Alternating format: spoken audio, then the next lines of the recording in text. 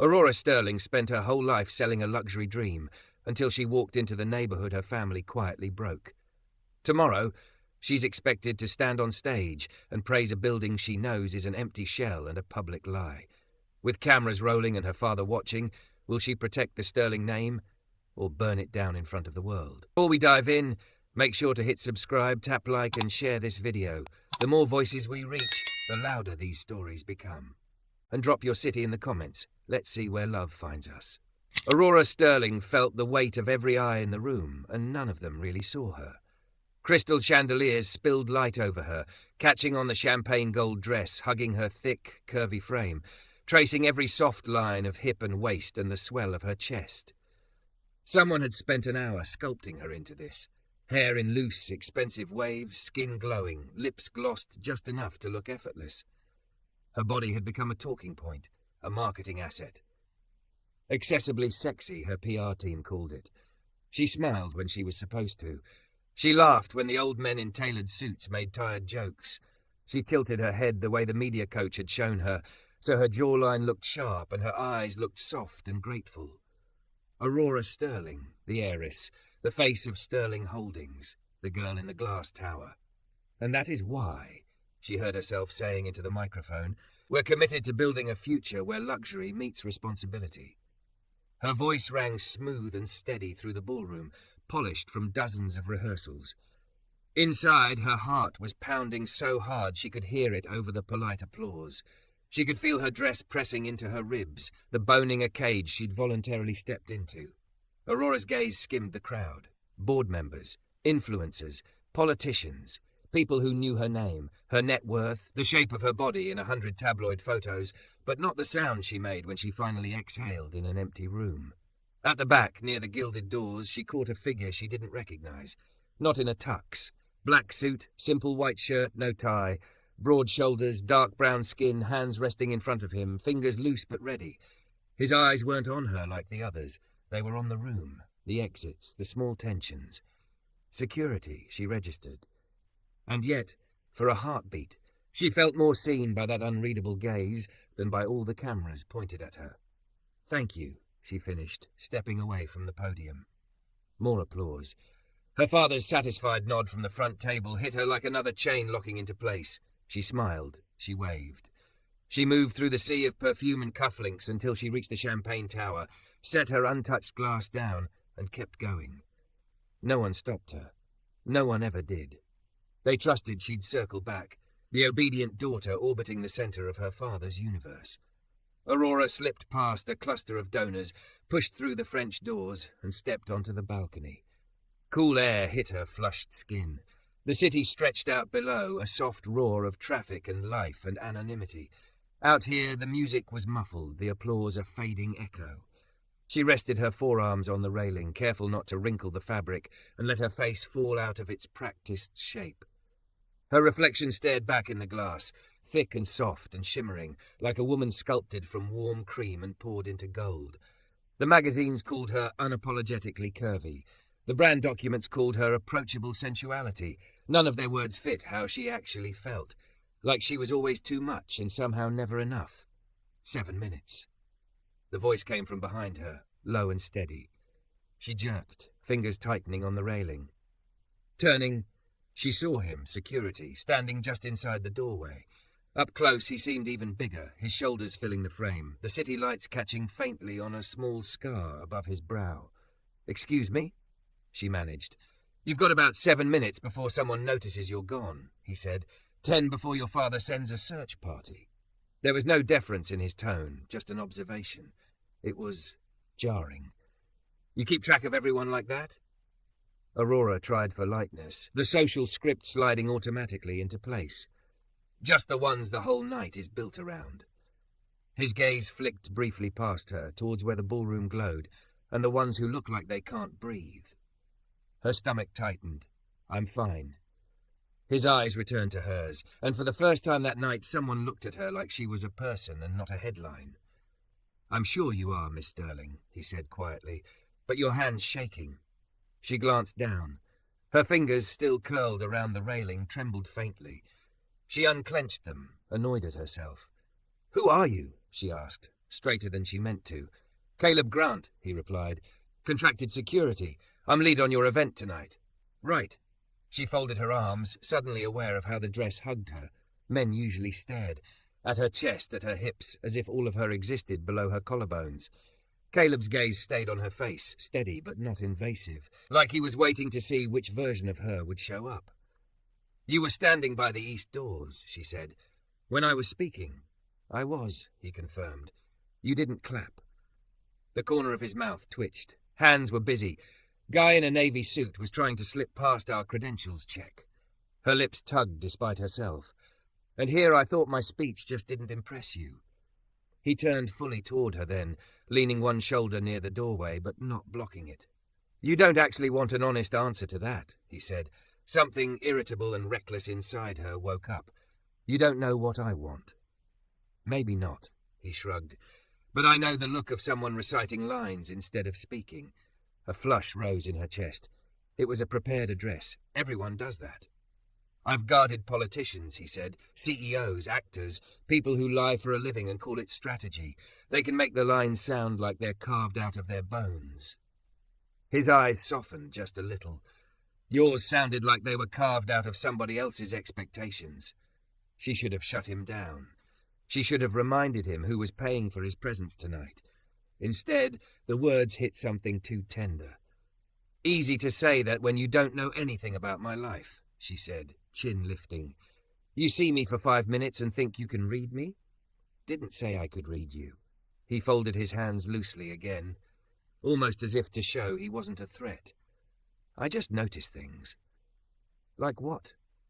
The challenge came out before she could stop it. He studied her. Not the dress, not the way it gripped her curves, but the barely there tension in her shoulders, the way she kept glancing at the door as if someone might yank her back inside. "You kept smoothing your skirt while you were talking," he said slowly. "Not because it rode up, because you were grounding yourself. Your voice only shook when you said lifelong dream, and when they applauded, you flinched like it was too loud." Aurora's throat went tight. No one had ever reflected her back to herself like that. People told her what she should feel, grateful, excited, empowered. They didn't tell her what they actually saw. "That doesn't mean I'm lying," she said, but the protest sounded thin even to her own ears. "I didn't say you were lying," Caleb replied. "Just that maybe the dream you're selling doesn't match the one you'd pick if there wasn't a camera in your face." She looked away, out at the city. Down there, people were crammed on buses, laughing over street food, arguing with partners in small apartments. Real lives. Messy lives. Lives that didn't require media training. "You really think it's that simple?" she murmured. "Choosing what you want?" His answer took a moment. When it came, it was quiet. "No," he said. "I think it's hard as hell, especially when everyone around you benefits from you staying lost." The word lodged in her chest. Lost. Luxury had been her ocean since birth. Private schools, couture fittings, vacations on islands you had to look up on a map. Gold cards, black cars, endless rooms that smelled like leather and money and her father's cologne. And yet, walking through those rooms, she often felt like a beautifully dressed ghost. She swallowed. "You talk like you've done a lot of finding." "A lot of watching," he corrected. "Some people spend their whole lives climbing into rooms like that one." He nodded toward the ballroom. "Then they get there and realize they traded in the only honest parts of themselves to get the invite." Aurora's chest ached with the frightening recognition of his words. "And what about you?" she asked. "You stand at the doors. Doesn't that bother you? Being on the outside looking in?" He smiled then, brief but real. "You think truth lives in there?" His gaze flicked over her shoulder through the glass at the swirling gowns and expensive suits. "I'm good on this side of the line." Silence stretched between them, not heavy, just different. The music thumped faintly through the doors, some jazz arrangement arranged to sound expensive. Out here, the city's heartbeat was more honest. "You know they'd hate you talking to me like this," she said. "Who?" he asked. "Your father? The board? PR?" "Yes," she said, wariness slipping past her polish. "All of the above." "Then it's a good thing no one's paying me to flatter them," he answered. "They hired me to keep you safe. Sometimes that means pointing out the things nobody else wants to." Her eyes stung, and the sudden threat of real tears terrified her. Aurora blinked hard, tilting her chin up. I don't need saving, she said, more to herself than to him. I didn't say you did. His voice softened. Sometimes safety isn't about someone dragging you out of a burning building. Sometimes it's someone telling you, hey, that smoke you keep calling perfume? It's real. A laugh burst out of her, surprised and strangled and honest. It curled into a sound she hadn't made in years, a laugh that wasn't curated for cameras. Through the glass, she saw her father rise from his seat, looking toward the empty space where she should be. Their eyes met for a heartbeat. Even at this distance, she recognized the tightening of his jaw. Caleb followed her line of sight. 4 minutes, he said quietly. Then they'll start pretending they're casually looking for you.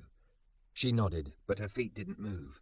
Caleb, she said, testing his name on her tongue, do you always tell clients the truth like this? No, he said. Most of them don't want it. And you think I do? He held her gaze for a long, searching second. I think, he said, you're more tired of lies than you are afraid of the truth. The words slid under her armor, sharp and gentle all at once. For the first time in a very long time, Aurora felt the ground shift, not the ballroom floor beneath high heels, but somewhere inside her, where a small, buried part of her sat up and whispered, someone sees me. Behind her, the doors opened again, warm light spilling over them both. There you are, her father's assistant called, smile too tight. Aurora, your father needs you with the governor. Aurora straightened. Her spine remembered the script, even as her heart resisted it.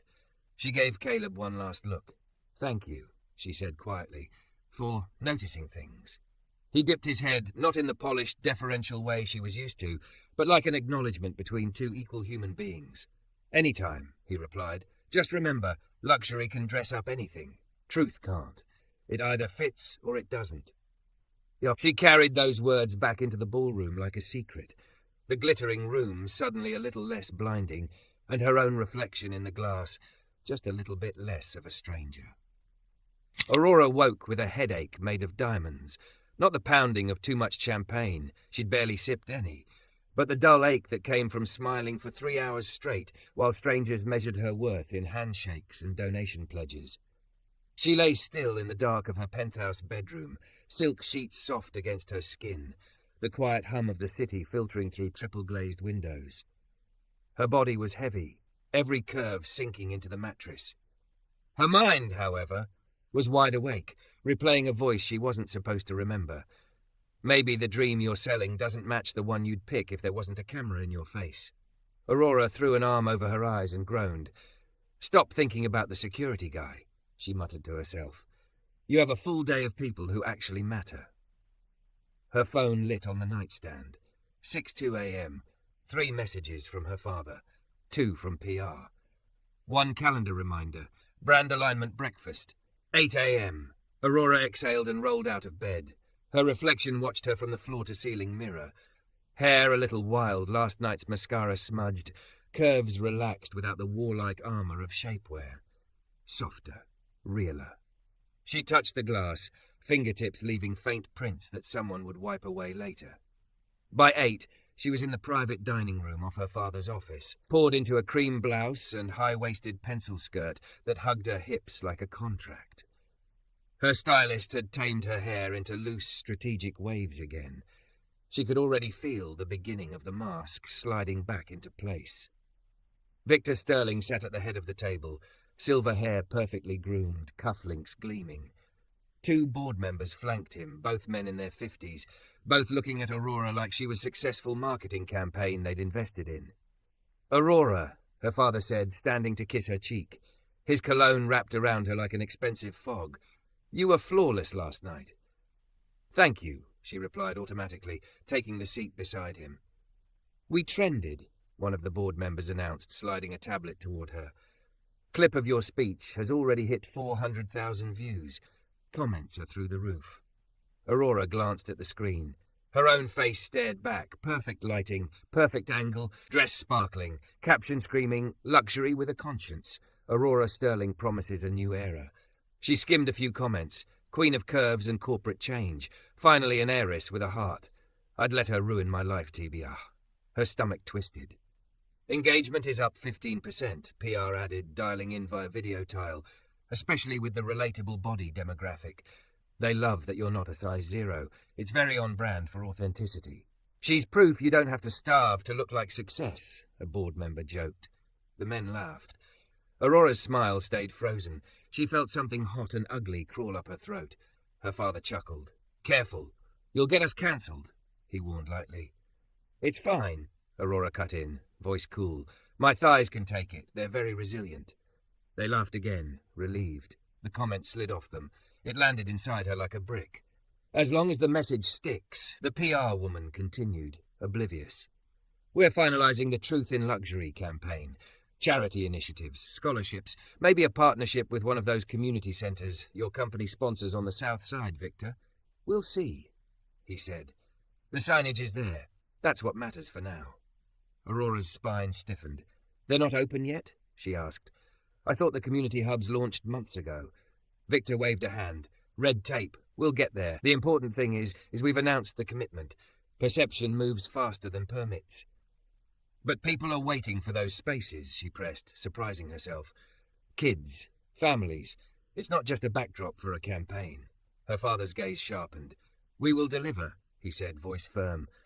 In the meantime, we don't stall momentum because the city council is slow. That's how the game works, Aurora. You know this. She looked down at her plate. The food smelled good, but her appetite had vanished. Smoke you keep calling perfume. Caleb's words ghosted through her mind. PR moved on to talking points. Aurora nodded when she was supposed to. Inside, she felt something small and stubborn dig its heels in. By 10, she escaped into the elevator with an excuse about needing to review designs for the campaign. The doors closed on her father's world. The silence was deafening. Ground level, she said. The car descended smoothly. As the numbers ticked down, so did her resolve to just go back to her schedule. The idea came like a reckless gust. Sharp, dangerous, irresistible. By the time the doors opened to the marble lobby, she'd made a decision that would have horrified everyone upstairs. Miss Sterling, the driver greeted, stepping away from the black SUV. Where to? She hesitated for only a second. Don't worry, Anton, she said, forcing a breezy tone. I'm just grabbing some air. I'll text you when I need you. He frowned. Your father asked. I know what my father asked, she cut in, softer than the words deserved. This is my building. I'm going for a walk. She didn't wait for an answer. Her heels clicked on the polished stone, then hit the rougher rhythm of the city sidewalk. The air outside was colder, but it felt real when it hit her lungs. She pulled up her phone, opened a browser, and typed the address of one of the community hubs. Sterling Holdings had plastered all over their promotional materials. It was barely 20 blocks away. She walked. As she left the polished district behind, the storefronts changed. Boutiques gave way to laundromats. Cafes gave way to corner stores with hand-painted signs. The sidewalks were cracked. The people here didn't look up when she passed. They were busy living. Aurora drew glances, of course. An obviously rich, thick, perfectly styled woman in heels didn't exactly blend in. But for the first time in a long time, the stares weren't for her last name. They were the curious, wary looks you gave anything that might be trouble. She turned the last corner and stopped. The Sterling Community Empowerment Hub was exactly where the glossy brochure had said it would be, except it wasn't open. The building was there. Brick, 2 stories, big windows, but the glass was dusty. A coming soon banner fluttered limply above the locked doors, corners frayed from too many months in the wind. Someone had tagged the bottom corner with graffiti. The Sterling logo gleamed bright and untouched. Her throat closed. On the door, a taped paper flapped, rain-warped and sun-faded. Program delayed. Please check back. No date. No explanation. You lost? The voice came from across the street. Aurora turned. Caleb leaned against a weathered fence in front of a small boxing gym. He wore a simple hoodie and dark joggers now, sleeves pushed up to reveal strong forearms. There was a gym bag at his feet and a ring of keys hanging from his hand. He looked completely different and exactly the same. Grounded, steady, out of place nowhere. What are you doing here? She blurted, shocked. He pushed off the fence and crossed toward her, checking traffic with the casual awareness of someone who never stopped scanning. I could ask you the same thing, he said. His eyes flicked from her heels to the sign over the door. Understanding dawned in them. You came to see the hub. I came to see our truth in luxury, she replied, a bitter edge in her voice she couldn't quite soften. He stopped beside her, hands sliding into his pockets. Well, he said quietly, here's the truth. Wind tugged at the useless banner. A kid on a scratched-up bike rolled past, glancing at them, then at the sign, then away again with practiced disappointment. How long has it been like this? Aurora asked. Sign went up 8 months ago, Caleb answered. They gutted the inside. Then everything stopped. Some permits, some funding, depends on who you ask. People still come by sometimes. First week, they were hopeful. 3rd month, they stopped asking when it would open. She felt something twist in her chest. My father told me it was bureaucracy. Caleb huffed a small, humourless sound. Bureaucracy's a convenient word when you don't live here. You live here? She asked, startled. He tilted his head toward the side street. 2 blocks down, 3rd floor walk-up. Not as shiny as your tower, but the view's honest. Her cheeks burned, though he hadn't said it to shame her. It was just fact. Why didn't you say anything last night? She demanded. When I was on stage talking about all this, you just stood there. You were working, he said. I was working. The balcony was the first time you looked like you wanted more than pre-approved lines. She looked back at the useless hub. These people needed more than lines. Now you're starting to see it, he said. A beat passed. Cars whooshed by. Somewhere a dog barked. What do they say? She asked. The people here. About us. About me. Caleb didn't sugarcoat it. They say Sterling Holdings put its face on their block and called it progress, he said. They say your father's company bought the old rec centre 2 streets over, knocked it down for a future luxury condo, then slapped your name on a closed door to give back. They say they're tired of promises. And me? She pressed, throat tight. What do they say about me? He hesitated. Most of them don't talk about you at all. They talk about being cold in winter. They talk about working 2 jobs. Your billboards are background noise. It hurt more than any insult. I'm supposed to be the heart of this campaign, she whispered, the compassionate face. Maybe that's the problem, he said gently. They don't need a face. They need the building to actually open. Her eyes stung. She blinked hard, refusing to let tears fall onto a sidewalk that had seen worse than her late awakening. What do you do here? She asked suddenly, nodding toward the boxing gym he'd come from. Couple nights a week, I run security and help coach the kids, he said. Keeps them off the street, teaches them how to hit pads instead of people. The owner pays me some. The rest I do because someone did it for me. You grew up here? In neighborhoods like this, he replied. Different city, same story. Somebody opened a gym. Somebody showed up. That's the only reason I didn't end up where some of my boys did. Something in the way he said it, quiet, almost flat, told her there was a lot behind those words. Ghosts she didn't have the right to ask about. Not yet. Show me, she said. He frowned. Show you what? And not the campaign version, not the brochure. She gestured at the closed hub, at the street, at the worn buildings. Show me what my family actually does to people like the ones who live here. Show me what it means when we don't show up. He studied her, eyes narrowing just slightly, not in suspicion, but in caution. This isn't a tour, Aurora, he said. You don't get to collect trauma like an experience package and go home feeling enlightened. I know, she whispered. At least I think I do. I can't go back to the glass tower and pretend this is all fine now that I've seen it. He was quiet a long time. You're used to being protected, he said at last.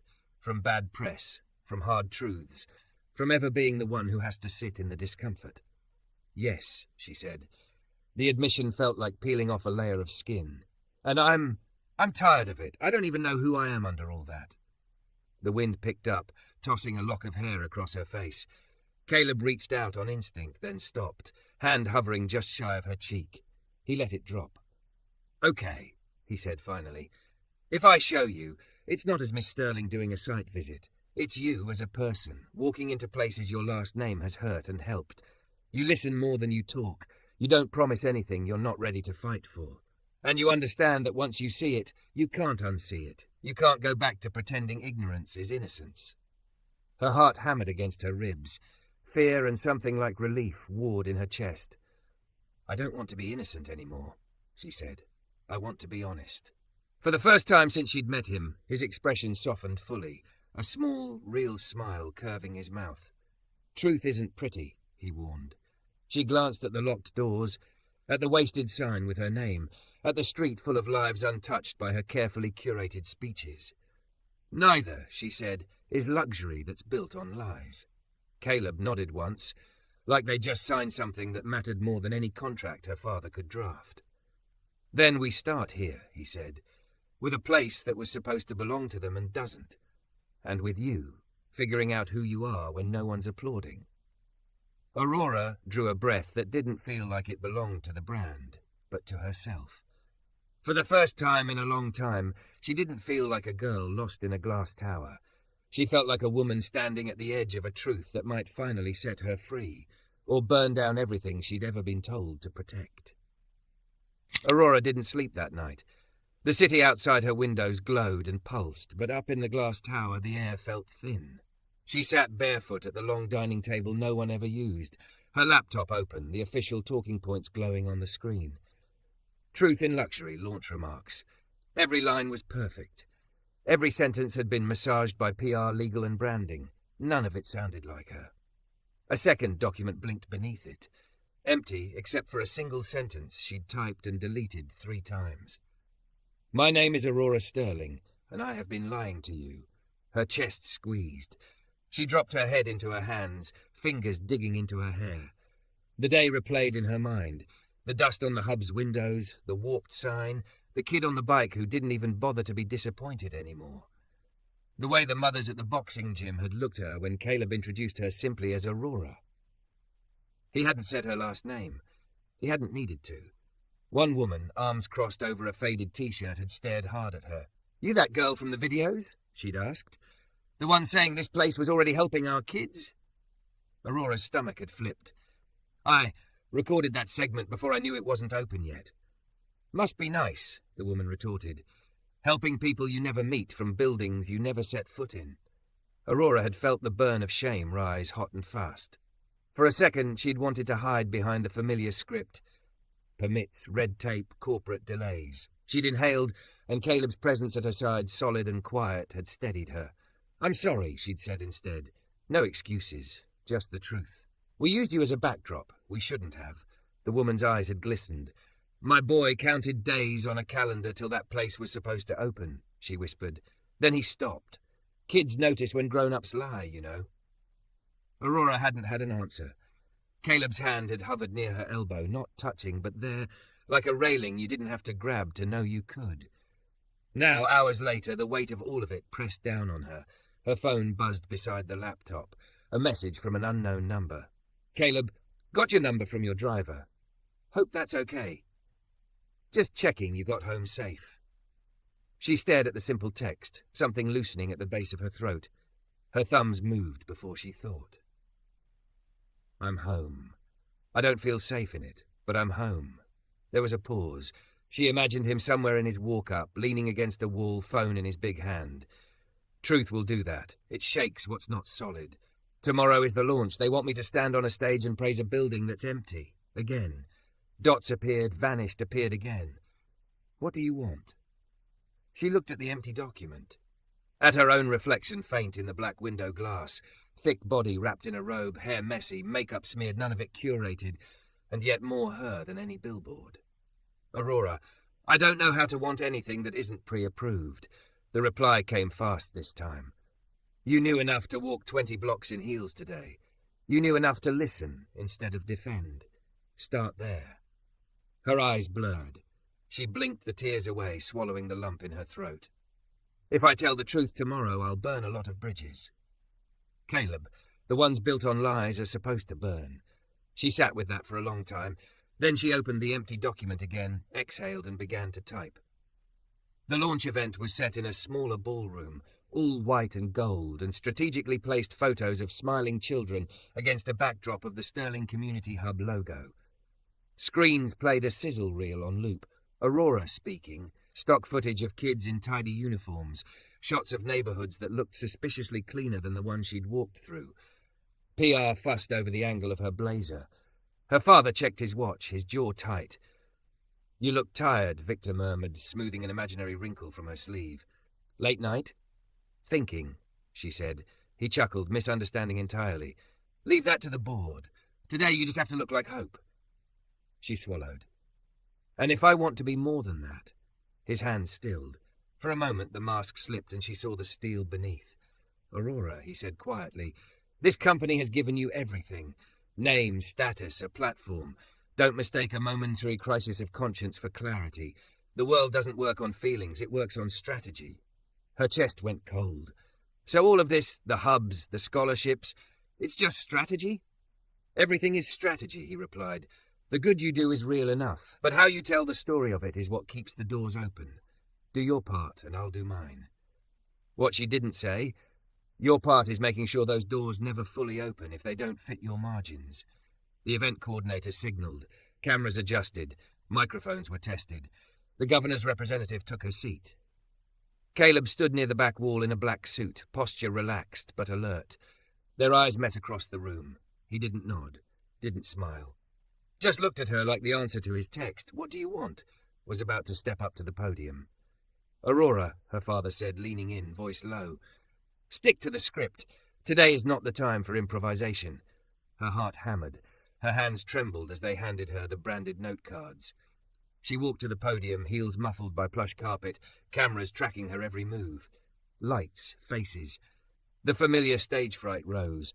Except this time, it wasn't the fear of messing up the performance. It was the terror of finally stopping the act. She placed the note cards on the podium. She didn't look at them. Good morning, she began, her amplified voice soft but steady.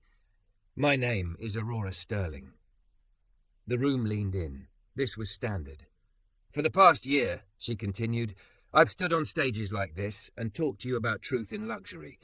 I told you about our company's commitment to communities. I spoke about hubs like the one on Maple and 3rd as if they were already changing lives. A picture of that very hub appeared on the screen behind her. In the photo, the banner looked crisp, the windows gleaming. Not a speck of dust, not a hint of delay. Her throat tightened. She forced herself to keep going. Yesterday, she said, I went to see that hub for the first time. A murmur rolled through the room. Her father's face went still. It's not open, Aurora said. The banner is torn. The doors are locked. The only thing our name is doing there is covering something we took away and haven't replaced. The PR director shifted in her seat, face draining of colour. Someone fumbled with a soundboard, as if they could turn her down. Aurora gripped the podium harder. Her curves, encased in a fitted suit chosen for optics, felt suddenly like armour she wore for herself, not them. I could stand here and tell you about red tape, she said. About permits and delays and all the reasons this isn't really our fault.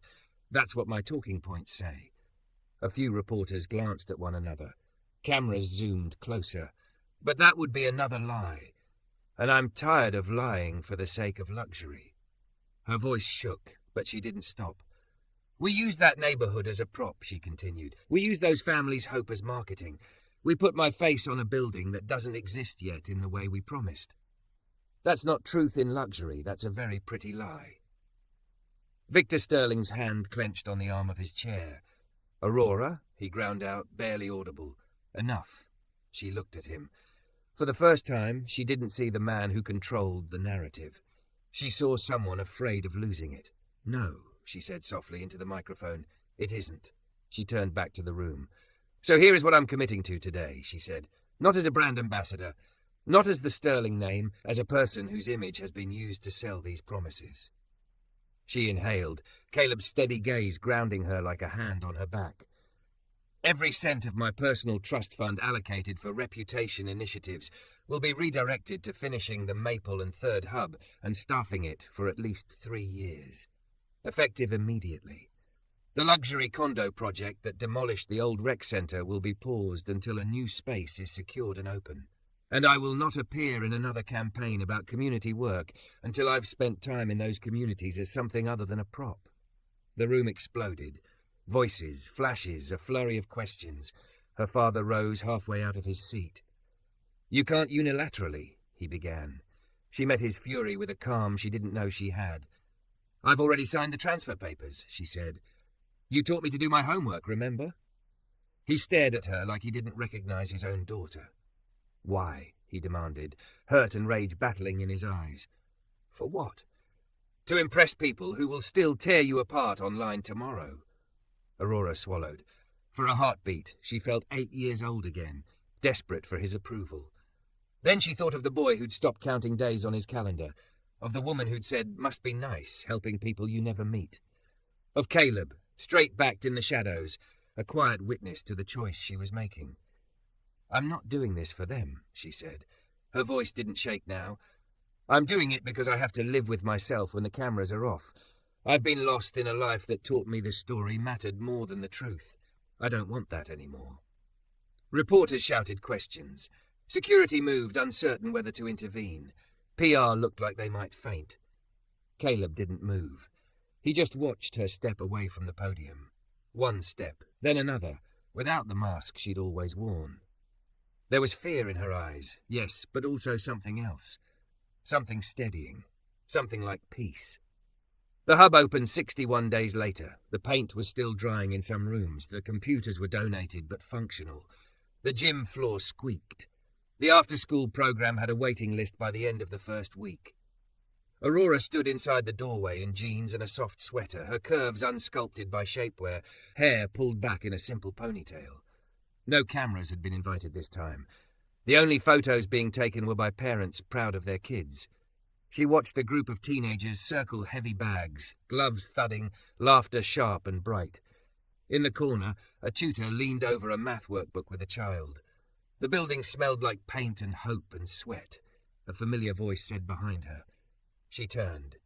Caleb stood there in a worn t-shirt and joggers, gloves hanging over one shoulder, his eyes warm. "We did it," she corrected. "If you hadn't shown me," he shook his head. "I opened a door. You chose to walk through." She took a step closer. "You make it sound simple." "It's not," he said. "You're going to lose deals, invitations. Some people liked you better when you were just the pretty lie." Her throat tightened. "I know." "You'll be okay," he said softly. "You finally know what side of the door you stand on." She looked around. Kids, parents, staff, a building that existed for reasons other than a headline. "When I was little," she said slowly, "my father told me that truth was whatever we could get people to believe. I spent my whole life trying to be convincing." She met his gaze. "You're the first person who ever asked if I wanted to be honest instead." His jaw flexed, emotion flickering across his face. He lifted a hand then, slow and deliberate, giving her time to pull away. She didn't. His fingertips brushed a stray curl from her cheek, lingering just long enough to send a shiver down her spine. "Luxuries aren't evil," he said. "They just make good masks. You deserve a life that fits your body and your heart, not the brand." Her eyes burned. "And you?" she asked, voice barely above a whisper. "Where do you fit in that life?" He smiled then, small and real. "If you want," he said, "I can keep telling you the truth, even when it's ugly, especially when it's about you, and I can be there when it gets heavy." Warmth unfurled in her chest, settling somewhere deep. "I'm very heavy," she teased weakly, hand skimming her own hip. "Haven't you heard? I'm the relatable body demographic." He huffed a laugh, shaking his head. "You're a woman who takes up space in rooms that were built to shrink her. That's not heavy. That's holy." Her breath hitched. The noise of the hub faded to a gentle hum. For a moment it was just them, standing in a doorway between the world she'd grown up in and the one she was learning to choose. "Okay," she whispered. "Stay." His hand slid to the back of her neck, warm and sure, still moving slow enough that she could say no. She didn't. She stepped into him instead, her curves fitting against his solid frame like something that had always been waiting to click into place. When his lips met hers, it wasn't the hungry press of a man trying to claim a prize. It was careful, reverent, like he was kissing the truth she'd finally found. Outside, the city lights blinked. Inside, a boy landed a clean hit and shouted with joy. A little girl solved a math problem and grinned. A mother watched her daughter wrap her hands for the first time and wiped her eyes. Aurora broke the kiss with a shaky laugh. "Feels different when it's not for the cameras," she murmured. "Feels real," Caleb answered. She looked around the hub again, at the messy, beautiful, unfinished work of it all. For the first time in her life, surrounded by chipped paint and second-hand furniture and children who didn't know or care about her last name, Aurora Sterling knew she was exactly where she was supposed to be. No script, no spotlight, No glass tower. Just a woman who had been lost in luxury, standing beside a man who had found her in truth, and choosing, one honest step at a time, never to be lost that way again.